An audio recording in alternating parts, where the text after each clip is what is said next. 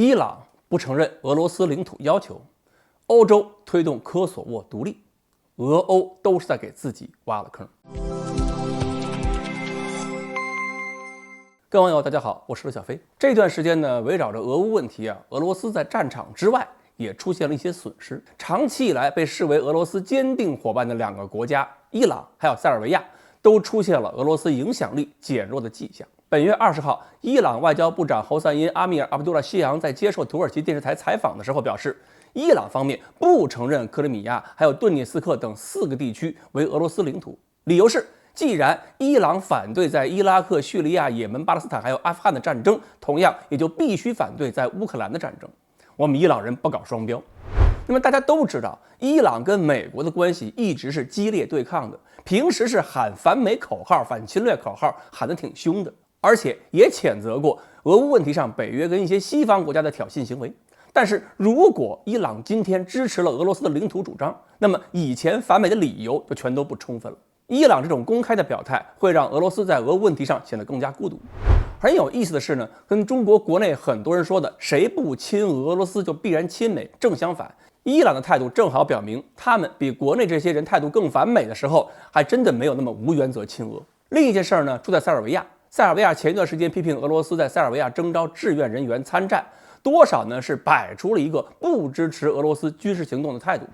这2天在欧盟压力之下，塞尔维亚总统武契奇也表示可能在科索沃问题上采取妥协态度，接受法德最新提出的关于科索沃关系正常化的计划，接受科索沃加入联合国，否则塞尔维亚将无法加入欧盟，失去国外投资。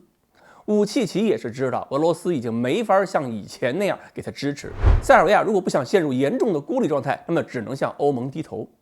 在他做出这一系列选择之后，也就意味着俄罗斯对塞尔维亚的影响力基本清零了。毫无疑问，至少眼前俄罗斯在外交上是吃亏的，因为俄罗斯给自己挖了一个大坑。长远看，欧洲在科索沃问题的做法也是给欧洲自己挖了一个坑，而这个坑有可能将来某一天被俄罗斯所利用。俄罗斯这次最大的失误，恐怕就是俄罗斯对乌克兰几个州的领土要求，以及普京在以前讲话里边提出的要恢复沙皇彼得1世时期的版图。而且呢，不管历史渊源如何，各个国家目前还是唯恐大国凭借武力干涉随意变更边界的。所以包括伊朗还有哈萨克斯坦等中亚国家在内，虽然都还能够跟俄罗斯握手言欢谈贸易，但是领土问题方面都站在了俄罗斯的对立立场上。而欧洲这次呢，要求塞尔维亚低头，也是同样的性质，用外界施压手段迫使一个国家牺牲领土主权完整。只不过有一点跟乌克兰问题不同，就是塞尔维亚自己承认跟接受现实之后，别人想帮他都没法帮他了。但是欧洲这种做法反过来也是给俄罗斯提供了理由和依据，你们可以用实力改变别国领土，那么为什么我们不能？所以现在欧洲还有俄罗斯这俩都在比赛给自己挖坑，看谁坑自己更狠。但是我们要当心的是，他们挖的坑都会坑到我们中国头上，因为我们这儿还有台湾问题呢。我们当初不支持科索沃独立，就是不想给别人一个法理依据，否则不是方便美国人把台湾岛当成另一个科索沃吗？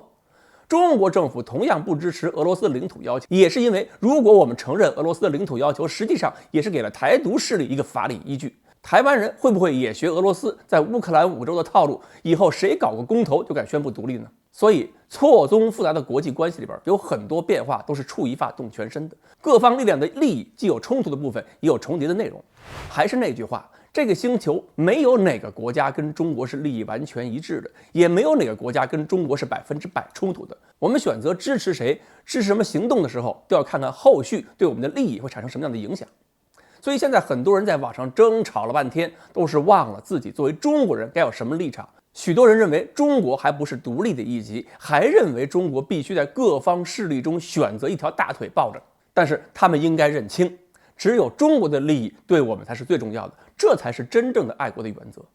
连伊朗人都知道不能当2极管，我们的网民都自豪地说中华民族更有谋略。那为什么遇到现实问题，我们很多人还不如伊朗人脑子清醒？